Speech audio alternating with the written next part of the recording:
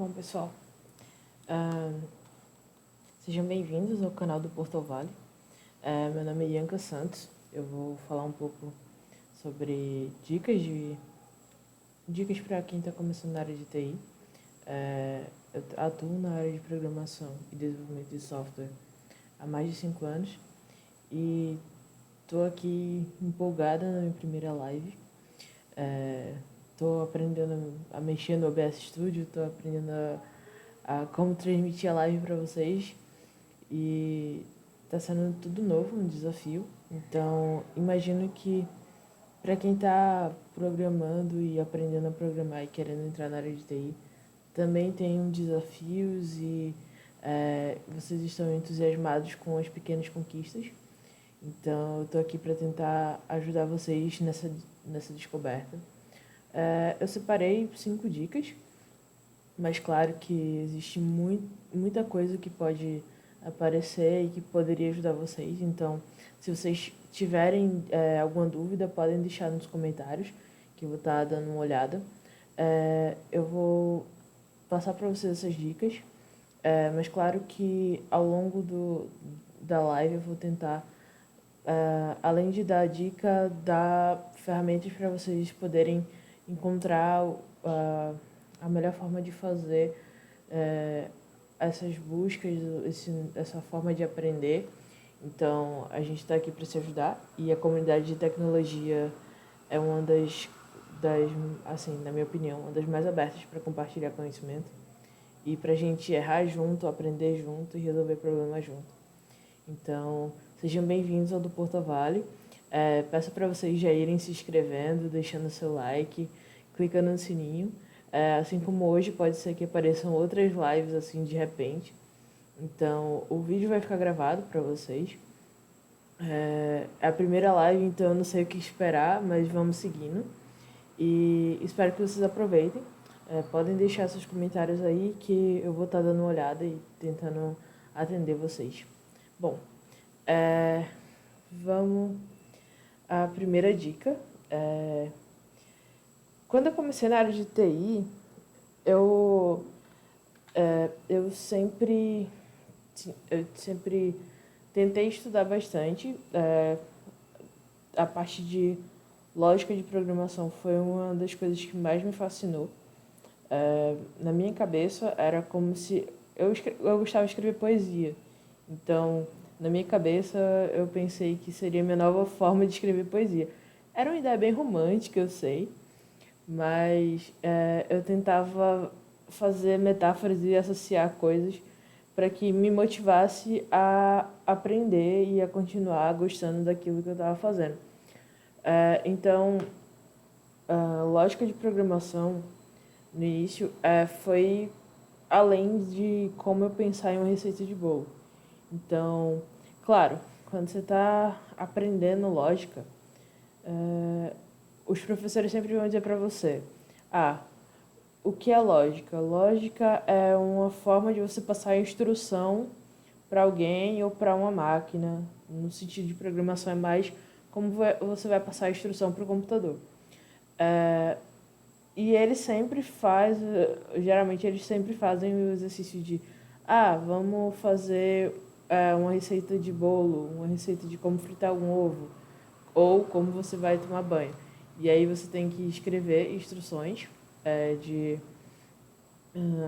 para você fazer um bolo. Você tem que ir comprar ovos, ir comprar margarina, ir comprar o trigo, chegar em casa, você vai lá, pega os utensílios domésticos e você coloca a margarina numa vasilha, você coloca o açúcar na vasilha, você coloca o ovo, você mexe aquilo até ficar uniforme, depois você coloca o trigo, você mexe mais um pouco, depois você pega uma assadeira, uma forma de bolo, você passa a manteiga na forma, depois disso você coloca a massa do bolo dentro da forma, depois você liga o forno para pré-aquecer, depois desse passo você vai lá e coloca o bolo para assar, você espera 45 minutos ou mais.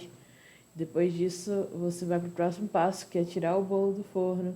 Depois disso, você vai lá, deixa o bolo esfriar para depois você desenformar o bolo, né? Colocar ele no recipiente fora da forma. E, assim, são instruções básicas que você executou e isso mostra que, geralmente, as coisas acabam tendo um certo padrão de execução. E aí, a graça de você criar a lógica é você meio que ir observando esse padrão e fragmentando ele de forma que, se você for transformar isso em código, você vai criar métodos e você vai criar funções que vai atender aquelas atividades. E aí você vai, à medida que você tem vários, vários métodos, várias ações fragmentadas e transformadas em código, e quando tudo isso se junta num projeto, isso vira um software, isso vira um projeto robusto que você vai estar atendendo uma necessidade de alguém. Então, baseado nisso, a minha primeira dica é aprenda a base. Então, o que é a base de desenvolvimento de software? O que é a base de engenharia da computação? O que é a base de programação? É basicamente você aprender lógica de programação, que é o princípio de tudo.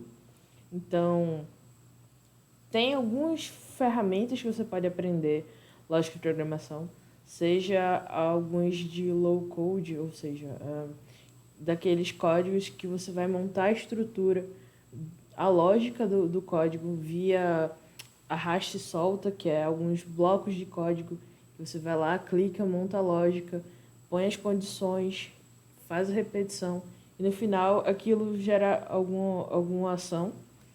Tem o Visual G ou o Visualg, dependendo da sua região, e que é uma ferramenta antiga, mas que ensinou muita gente, inclusive me ensinou a escrever lógica de programação.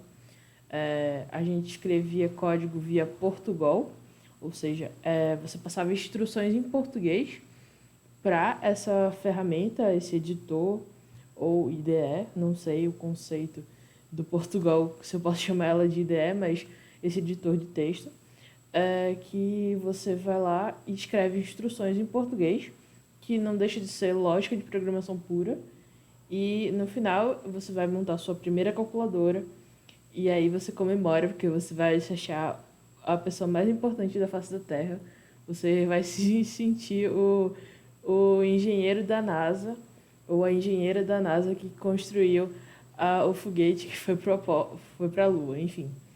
É uma sensação muito boa quando você faz a sua primeira aplicação, quando você faz a sua primeira calculadora, que você digita qualquer número e faz multiplicação, divisão, soma e subtração, e você vê que você consegue programar. E é bom a gente comemorar esses pequenos passos.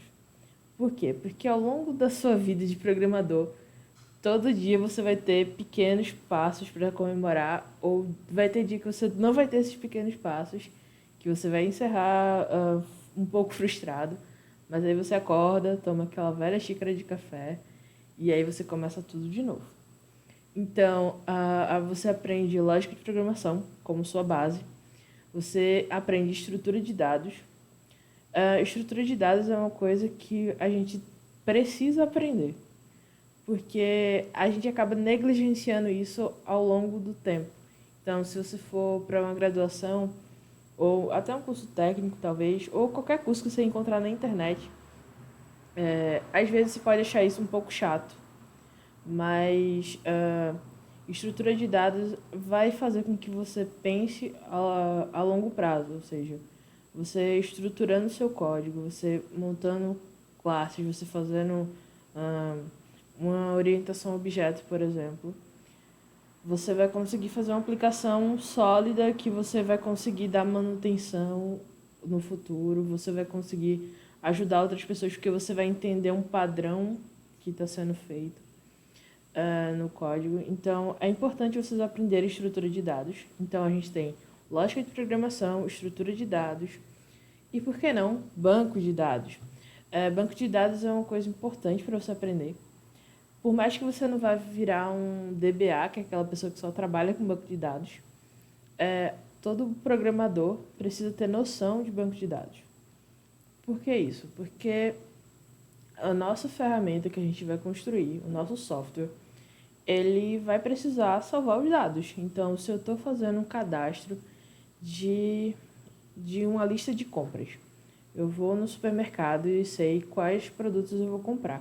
Mas eu não quero só escrever no papel, então eu quero ir lá fazer meu aplicativo que vai ter todo mês minha lista de compras. Então, para eu consultar essas informações, em algum momento eu fui lá, digitei tudo no aplicativo e eu vou, no mês que vem, por exemplo, eu quero só repetir aquela informação ou simplesmente eu quero visualizar. Eu preciso armazenar aquelas informações. Eu preciso que, se eu quiser compartilhar aquela lista ou deixar que outras pessoas tenham acesso àquela lista de compras, eu preciso dar acesso para elas verem os meus dados. Os meus dados são importantes. Eu posso salvar, sei lá, uma lista telefônica, posso salvar uma lista de usuários com e-mail, com telefone, com nome, com endereço. E tudo isso não vai ficar solto assim na aplicação, não vai ficar no browser. Eu preciso ter essa informação guardada em algum lugar. Então, toda aplicação precisa de um banco de dados, em geral, assim. E a gente, como programador, a gente tem que ter noção disso porque é a gente que vai criar a função ou o método que vai escrever esses dados que foram inseridos no nosso aplicativo ou no nosso site. A gente vai salvar essas informações no banco de dados. Então, a gente vai escrever o código que vai mandar essas informações que está no nosso aplicativo direto para o banco de dados que vai estar em algum servidor. E a gente precisa ter essa noção para escrever o código. Senão, se a gente não souber os comandos de banco de dados, não souber modelar uma boa base, vai ficar um pouco difícil da gente conseguir tanto criar um produto novo, um software novo, quanto dar manutenção em softwares que já existem no mercado e que vai existir em empresas que a gente possa construir ou que a gente possa trabalhar. Então, banco de dados é muito importante, principalmente para quem está começando, porque vai ser, dependendo dos projetos que você entre, às vezes a gente, quando vai trabalhar em uma empresa como júnior, a gente pode acabar pegando projetos, sei lá, legados ou projetos que a gente tenha que dar manutenção diretamente no banco de dados. Seja consultando para ver se a informação está cadastrada, seja verificando se o status daquela ação está como verdadeiro ou falso e que pode estar salvo no banco de dados como uma flag. Então, é importante ter essa noção. Bom, próxima coisa que está na primeira dica. A primeira dica é extensa, assim como muitas outras que vai estar aqui, mas a gente tem tempo. Enfim. Tá. Eu já falei de banco de dados, requisições HTTP.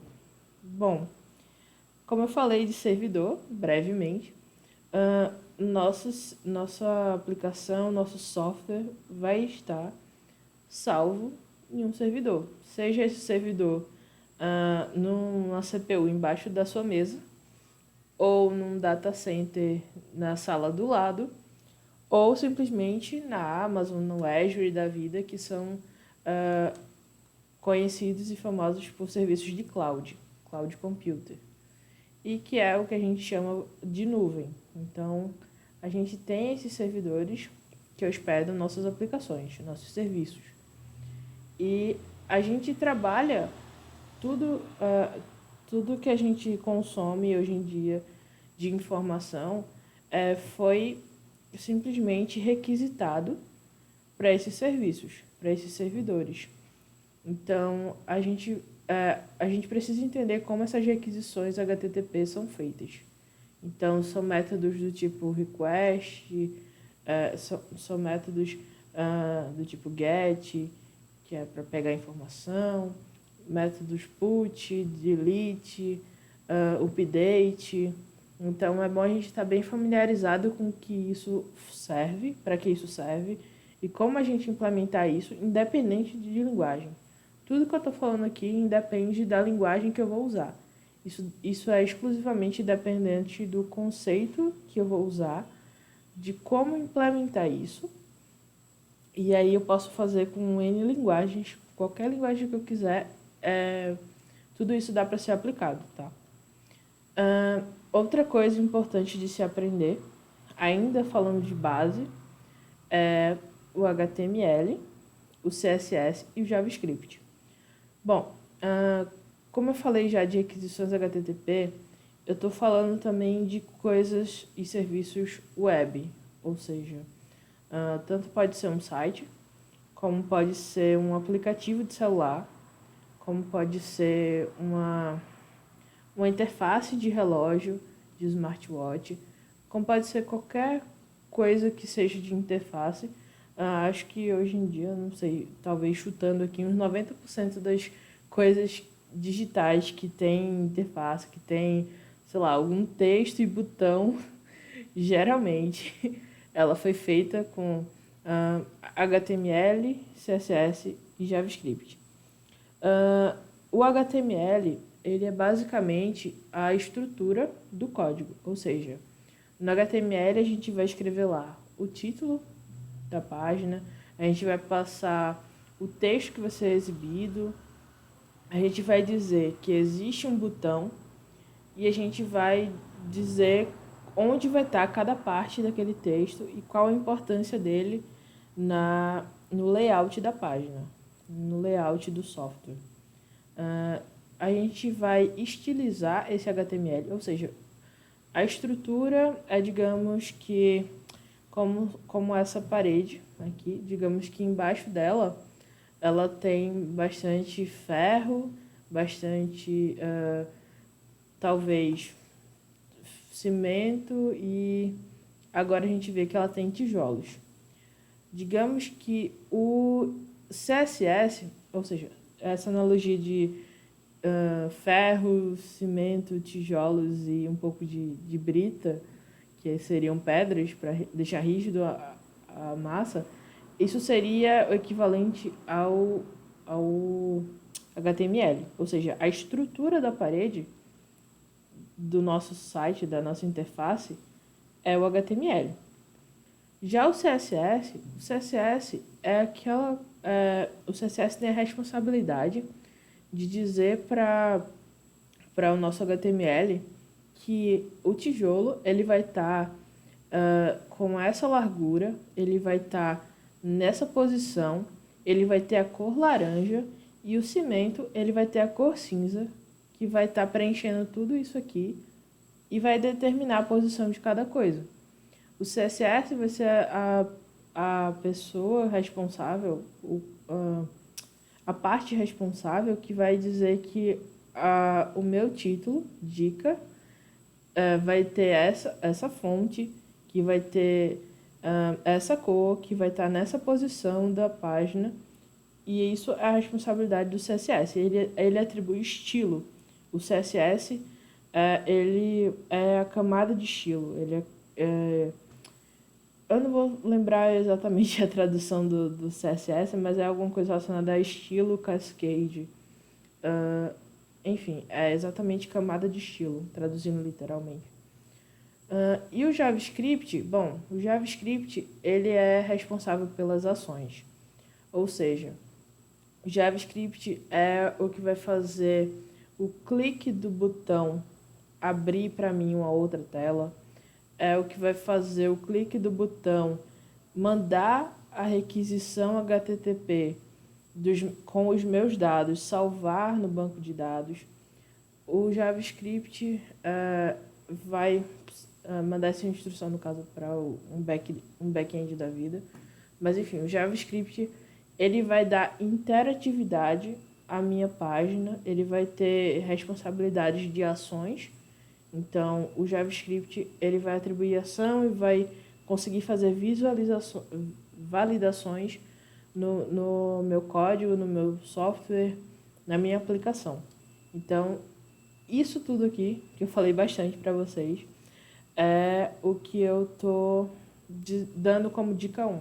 Então, antes de vocês se preocuparem com linguagem de programação, eu peço que vocês se atentem a esses pontos, porque às vezes a gente fica tão eufórico e tão perdido para saber qual linguagem de programação eu aprendo, que a gente acaba esquecendo dessas pequenas coisas que vão fazer diferença quando de fato a gente estiver implementando uma linguagem de programação. Eu falei para vocês aqui do JavaScript. O JavaScript é uma linguagem de programação. O HTML e o CSS não são uma linguagem de programação. O HTML é uma linguagem de estruturação, e o CSS é uma linguagem de estilização da página. O JavaScript hoje em dia ele é usado em muita coisa. Ele tanto é usado no que a gente chama de back-end quanto front-end. Antigamente, quando ele foi disseminado, ele era bastante usado no front-end por ele se comunicar muito facilmente com o browser. Ele foi feito para se comunicar com o browser. E recentemente, de uns anos para cá, ele conseguiu ser colocado no lado do servidor. E a gente conseguiu usar ele no back-end também. Bom, passada essa primeira dica, acho que eu já falei bastante para vocês, mas só reforçando aí, se vocês puderem dar um like, dar um joinha aí pra gente ficar feliz. Se vocês puderem se inscrever no canal, eu agradeço muito. E compartilhem com quem vocês sabem que está iniciando, quem vocês acham que se identificaria com a área de TI, que é uma área bem interessante. A gente é super aberto para ajudar, principalmente quem está começando. E eu estou aqui aberta, podem deixar nos comentários, podem deixar aqui no chat qualquer dúvida, que eu vou estar aqui super aberta para falar com vocês no final ou durante a live, vocês sabem. Bom, deixa eu ir para a próxima dica. Próxima dica é exatamente falando sobre comunidade e o quanto a gente é aberto. Não sei se vocês sabem o quanto a gente gosta de disseminar conteúdo, mas a gente da área de tecnologia, eu vejo assim muito forte na nossa área, porque eu estou também na minha bolha, mas a gente gosta de ajudar e gosta de dizer para as pessoas como a gente conseguir resolver problemas. Então, eu estar aqui falando para vocês hoje já é uma interação de comunidade, já é eu querendo compartilhar conteúdo, principalmente com quem está começando, porque quando eu comecei, eu também tive pessoas que começaram, que fizeram palestra, que me falaram, olha, tem alguns pontos que para quem está começando é importante dar uma olhada, você pode reforçar o estudo nesse sentido.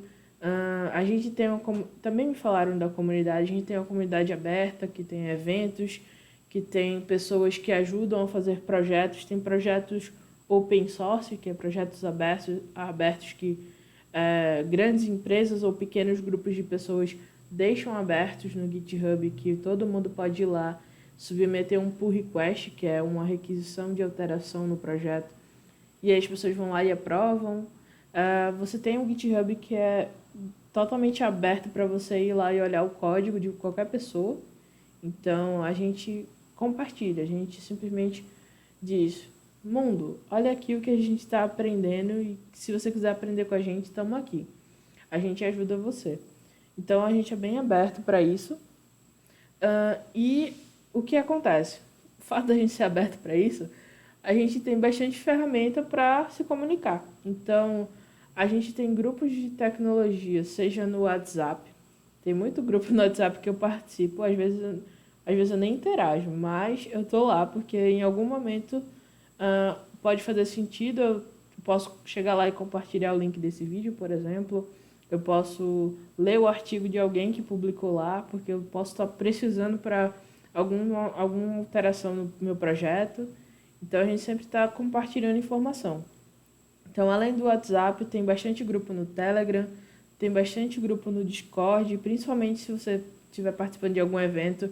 Geralmente, eles vão criar algum grupo de comunicação do evento em alguma dessas ferramentas. E participar de evento online ou presencial, quando acontecer, né? Quando acabar essa pandemia. Eventos são muito importantes e, assim, eu vou falar para vocês que uma palestra meio que mudou minha vida e me fez abrir os olhos do que realmente era a comunidade, do que realmente era a área de tecnologia. E desde que eu assisti essa palestra, o que eu mais fiz foi participar de evento. Já organizei Meetup, o Geeknet Recife. Atualmente coordeno trilha no TDC, que é o Developers Conference, e que é onde está todo mundo compartilhando conhecimento e todo mundo voltado a abrir os braços para quem está chegando novo, a fazer conexões entre pessoas, a indicar pessoas para trabalhar com a gente. Então a gente está sempre se comunicando. E é o que a gente chama de network, a gente ama fazer network. Então, claro que tem pessoas que é mais fechada, mais reservada, mas assim, quando você tem a oportunidade de conversar com essas pessoas, você acaba vendo que tem sempre algo a mais a aprender. Então, deem espaço para essas oportunidades. Agora na pandemia, e antes já existia, mas agora na pandemia cada vez mais está tendo evento online, evento gratuito que o pessoal transformou, que antes era pago, ou então nem era, sempre foi gratuito, mas que o pessoal começou a transformar os eventos presenciais em eventos online para adaptar ao público.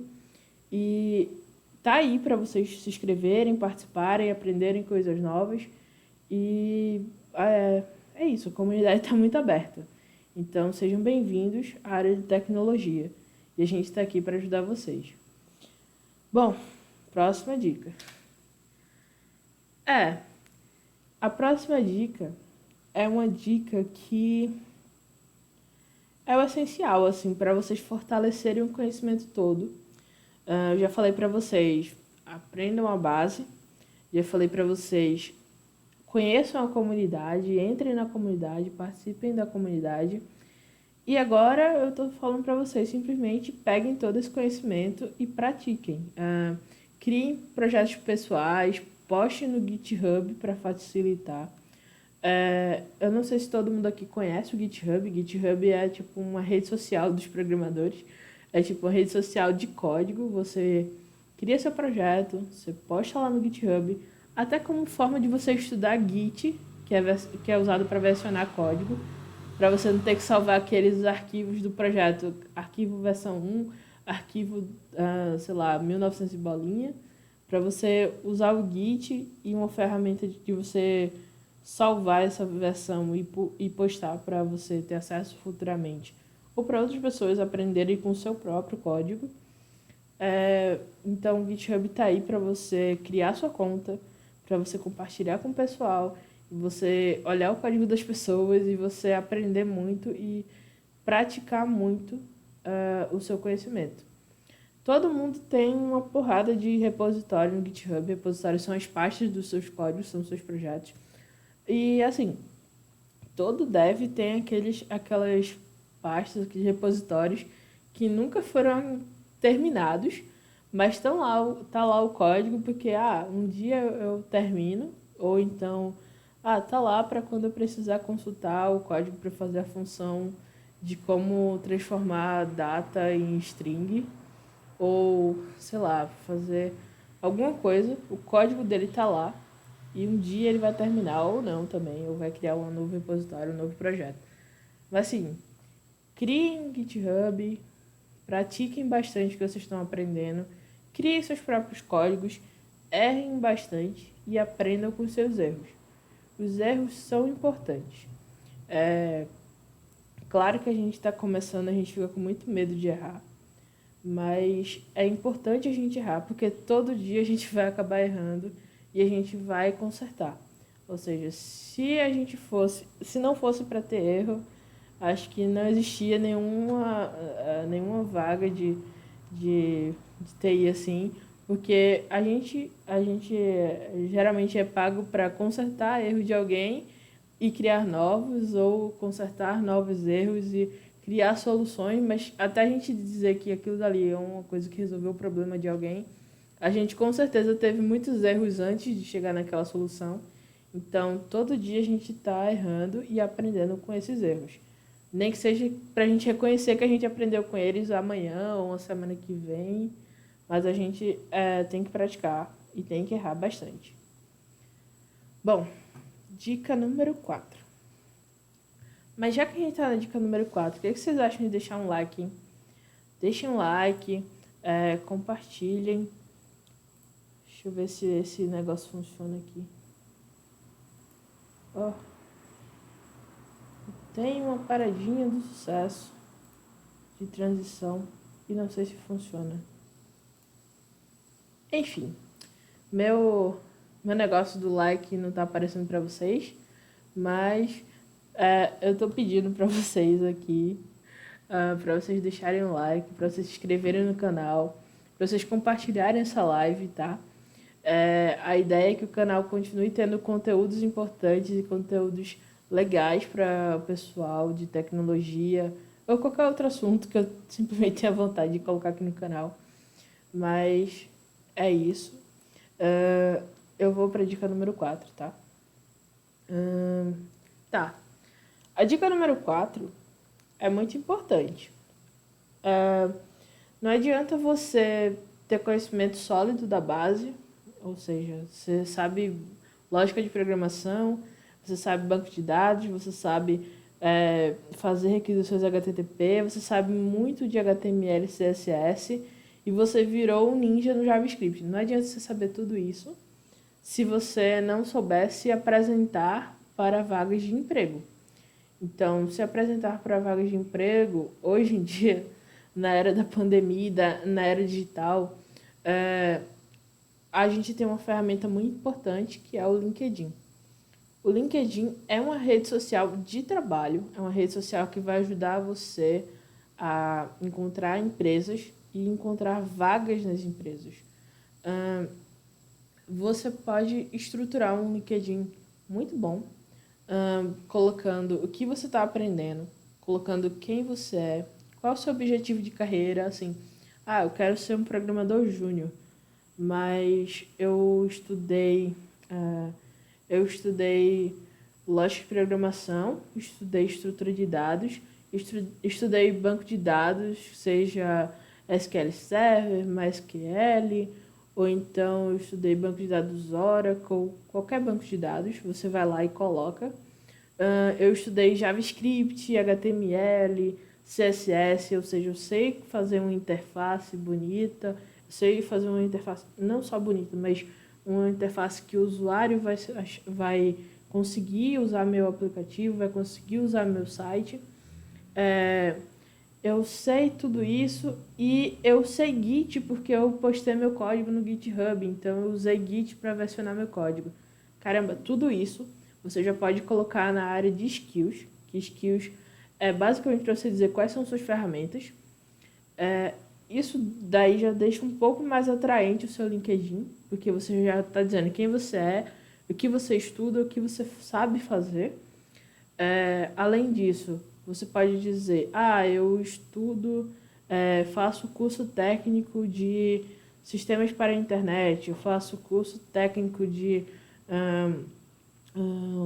robótica, eu faço curso técnico de edição de vídeo, eu faço curso técnico de edição de imagem, ou então eu faço graduação em sistema de informação, faço graduação de engenharia de software, faço graduação de análise de desenvolvimento de sistemas, de redes. Então você coloca lá os seus dados importantes do seu currículo e aí com algumas palavras-chave você pode ver que alguns recrutadores, algumas pessoas de RH vão poder olhar seu perfil e te mandar alguma mensagem, vão poder te mostrar vagas.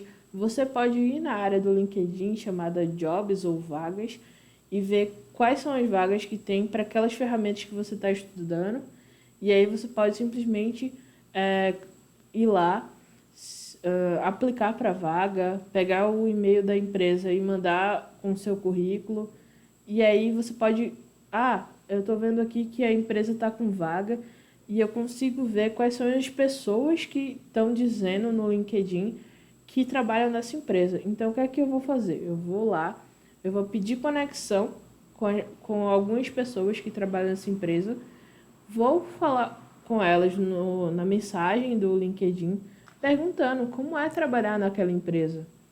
E aí, assim, se ela responder, vai ser maravilhoso, porque aí você já está fazendo uma conexão de verdade, você está falando com aquela pessoa e ela pode dizer muito bem como é trabalhar naquela empresa, ela pode dizer se aquela empresa está com vaga, se aquela empresa está com plano de contratação mesmo, qual o perfil da vaga que a empresa está tendo. Então, pode até facilitar no seu processo de indicação ou de buscar a sua primeira oportunidade ou de acelerar ainda mais a sua busca de emprego. Você que já tem tudo isso preenchido, mas que às vezes acaba faltando alguma coisa.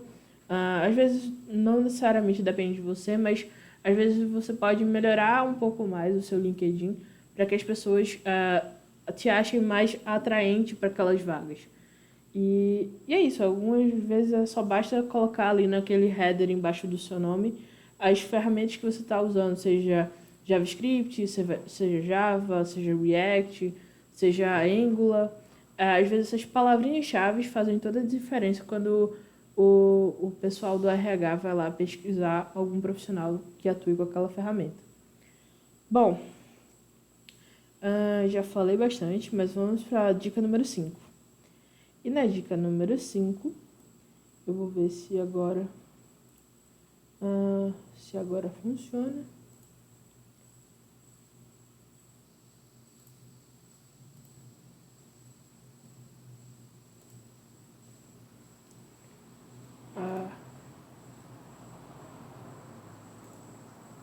Enfim.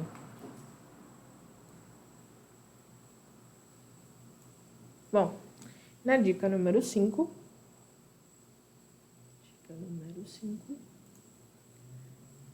eu vou falar para vocês uma coisa importante. Talvez, assim, dependendo, é uma das coisas mais importantes do que eu falei até agora. É encontrar pessoas que sirvam de inspiração ou mentores para sua carreira. Por que isso é muito importante? Porque, às vezes, a gente pode saber que precisa estudar a base, saber que precisa estudar lógica, saber que precisa estudar uma linguagem de programação. A gente pode até ter um repositório lá no GitHub. A gente pode ter uma participação em comunidade, seja evento, seja grupo do WhatsApp.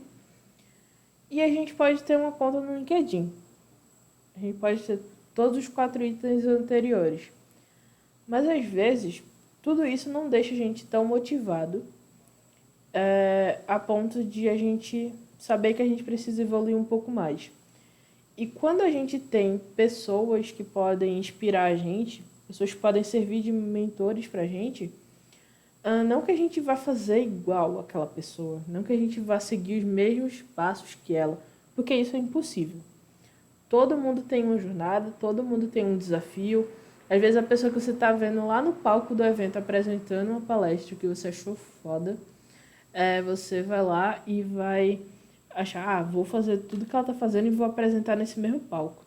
Um dia você pode chegar nesse palco e você vai dizer, caramba, eu tive uma experiência totalmente diferente do que aquela pessoa. Por quê?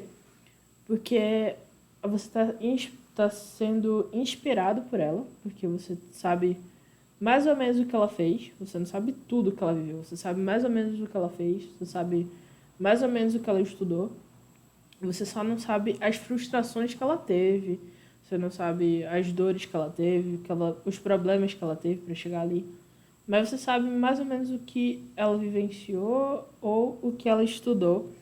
E, assim, você pode conversar com ela. As pessoas na nossa área, elas são abertas a conversar sobre como você evoluir na sua carreira. E aí você pode simplesmente chegar e perguntar às pessoas, seja a mim ou a um palestrante de um evento, ou a alguém que está falando num podcast que você ouviu, você pode simplesmente mandar uma mensagem para ela e perguntar, cara, eu estou começando na área de tecnologia.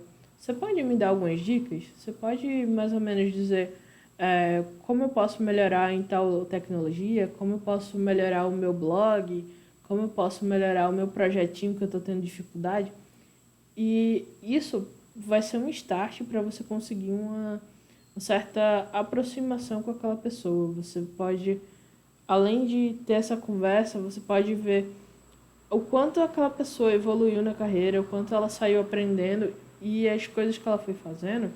Isso pode, além dela mostrar com o exemplo, com o que ela fez, ela pode te dar dicas, te instruir para você crescer na sua carreira. Então, pode ser um professor de universidade, pode ser um palestrante de um evento, pode ser um colega de classe que já começou a trabalhar na área, pode ser um colega de classe que já aprendeu alguma tecnologia que você aprendeu, mas que você ainda está tendo alguma dificuldade. Então, às vezes essas pessoas que não precisa estar tão longe assim, não precisa estar num programa de TV, não precisa estar num cargo de sênior na Google, não que não possa, mas só citando um exemplo, às vezes pessoas próximas de você pode servir de inspiração e de mentor para você continuar evoluindo na sua carreira.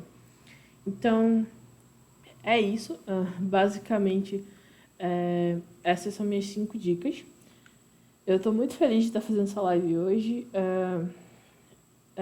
Eu falei bastante, mas foram dicas que eu tentei resumir um pouco ao longo do que eu aprendi nesses mais de 5 anos de carreira na área de TI. É claro que a gente tem muita coisa que aprende no dia a dia, mas assim, para você começar, acho que são dicas importantes. E é isso. Deixem nos comentários suas dúvidas, suas mensagens.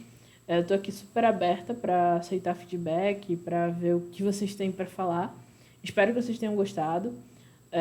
E se tiver dicas de palestra que eu possa fazer aqui, ou de temas que eu possa falar para vocês, por favor, tô aqui ansiosa esperando. E é isso, muito obrigada. Sejam muito bem-vindos ao do Porto Vale. Peço que se inscrevam no canal, deixem seu like. E é isso. Muito obrigada mesmo.